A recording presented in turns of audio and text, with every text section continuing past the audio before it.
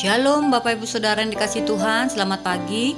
Pagi hari ini kita akan merenungkan firman Tuhan dari Kejadian, Kitab Kejadian pasal 39 ayat 23. Demikian firman Tuhan, dan kepala penjara tidak mencampuri segala yang dipercayakannya kepada Yusuf, karena Tuhan menyertai dia dan apa yang dikerjakannya dibuat Tuhan berhasil. Ya.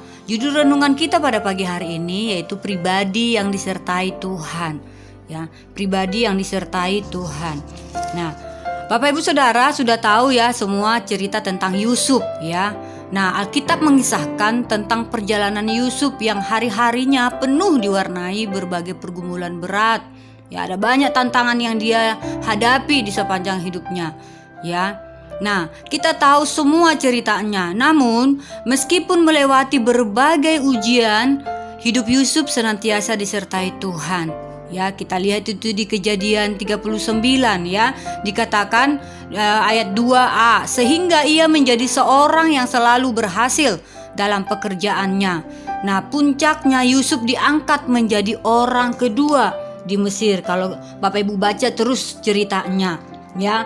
Nah, belajar dari perjalanan hidup Yusuf dapat disimpulkan bahwa Tuhan turut bekerja dalam segala perkara untuk mendatangkan kebaikan ya bagi kehidupan kita. Asal kita hidup dalam kebenaran, tidak ada hal yang perlu ditakutkan dan dikhawatirkan lagi ya. Mazmur 37 ayat 23 sampai 24 katakan, Tuhan menetapkan langkah-langkah orang yang hidupnya berkenan kepadanya.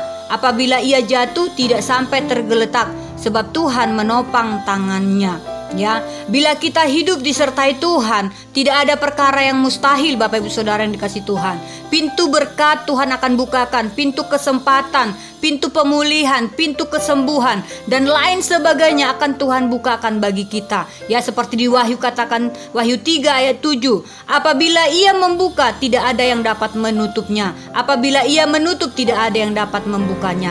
Jadi dalam penyertaan Tuhan selalu ada pengharapan. Di dalam penyertaan Tuhan ada jalan keluar. Amin. Puji nama Tuhan. Ini renungan kita pada pagi hari ini. Mari kita belajar dari pribadi Yusuf untuk hidup seturut kehendak Tuhan. Maka apa yang kita doakan, apa yang kita panjatkan kepada Tuhan, sesuai waktu Tuhan, Tuhan akan genapi dalam hidup kita. Amin.